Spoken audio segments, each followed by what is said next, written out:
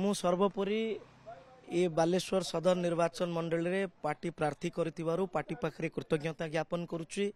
पार्टीर राष्ट्रीय सभापति नाडाजी आम राज्य सभापति मनमोहन भाई एमानंको अजस्र धन्यवाद ज्ञापन करुछि। मोर नेता केंद्र मंत्री धर्मेंद्र प्रधान को धन्यवाद दउछि। बालेश्वर सांसद प्रताप नन्ना को धन्यवाद दउछि। पूरा नेतृमंडल को मु धन्यवाद जणाउछि। सर्वोपरि नरेंद्र मोदी जी जो बालेश्वर पई तांकर सैनिक मते बाछिचंती, जो विकसित भारत रे विकसित बालेश्वर निर्माण रो काम से आमको देइचंती, से दायित्व को बालेश्वर जनसाधारण आशीर्वाद रे आमे आगो को एकपात नहीं कि जीवा।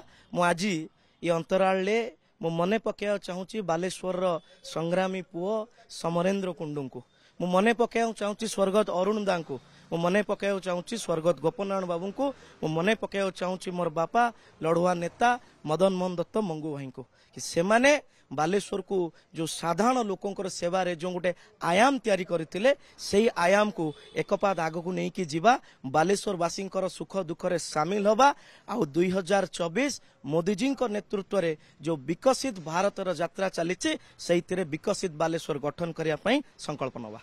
सदर जो कथा रही कि कौन एजेंडा प्रकृति कौन रही कौन बर्तमान मुख्य समस्या बा मुख्य मुद्दा नहीं कि आपण जनता पाखु जिबे जनता आपन को रास्ता प्रकट करिवे। देखंतु बालेश्वर सदर निर्वाचन मंडली रो मौलिक समस्या को समाधान करबा ही हबो प्रथम हमर काम। द्वितीय कथा हबो बालेश्वर शहर रे जो विकास रो यात्रा अटकी जाइछ ताकू केमिति पुनर्वार नबा, अलगा शहर मानकर रास्ता रे अलगा शहर मानकर जगह रे बालेश्वर केमिति आउरी अधिक भाव दौड़िबो से कथा को देखिबा। एबे बहुत कथा इस्तेहार रे आसीबो, मैं एबे परिप्रकाश करू नाही। केवल गोटिए कथा साधारण लोकंकर सुख दुख रे शामिल होबा, नूतन बालेश्वर गठन करिया पई संकल्प नबा। छात्र जीवन राजनीति रे अछंती तापरे बापा जते थिले आपण सेतेले विभिन्न संगठन ता सहित उपनिर्वाचन आपण लड़िचंती। उपनिर्वाचन रे आपनकर पराजय हेतला मात्र 13,000 समथिंग भोट रे आपनकर पराजय हेतला, किंतु ये होची साधारण निर्वाचन 24 कौन रहिबो कि से 25-13,000 आमे वास्तविक भाव रे मोर छात्र राजनीति जीवन रो विद्यार्थी परिषद रो मु आरंभ करथली। राजनीतिक जीवन बापा को सहयोग करबा, पार्टी रे काम करबा, पोस्टर लगेबा, पताका लगेबा, ये सब रे हम जीवन कटिछि। तेणु ये जो उपनिर्वाचन जाइछि उपनिर्वाचन जो भूल होता से तो हमें शिक्षा मध्य हासिल करिचे।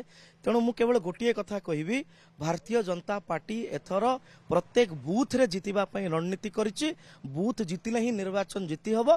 तेणु बूथ रे को बळिया भाव रे आमे अधिक रु अधिक मात्रा रे पद्म फूल को वोट देई परिबा, भारतीय जनता पार्टी को सशक्त करि परिबा, से दिगरे काम। सर्वकनिष्ठ विधायक बोधे हेबे बोधे आपण ये रे तो आमे जे देखिया जो 2024 निर्वाचन एक आपण सामना करिवे दीर्घ 25 वर्षर दल विरोध रे जदियो उपनिर्वाचन को सामना करचंती दीर्घ 25 वर्षर जो माने अभिज्ञ नेता अछंती सेमान सहित मानसिक टक्कर हबो केमिति। देखंतु ये लड़ाई मानस सहित हबो नहीं, ये लड़ाई पूरा बालेश्वर बासी मिसिकी लड़िबे। ओडिया अस्मितार लड़ाई हबो, ओडिया को प्रतिष्ठा करिवार लड़ाई हबो, बालेश्वर पई लड़ाई हबो और बालेश्वर जनसाधारण लड़ाई को लड़िबे। ओडिसा रे पद्मफूलर सरकार हबो, बालेश्वर भी सेतिरु बात जीवनी।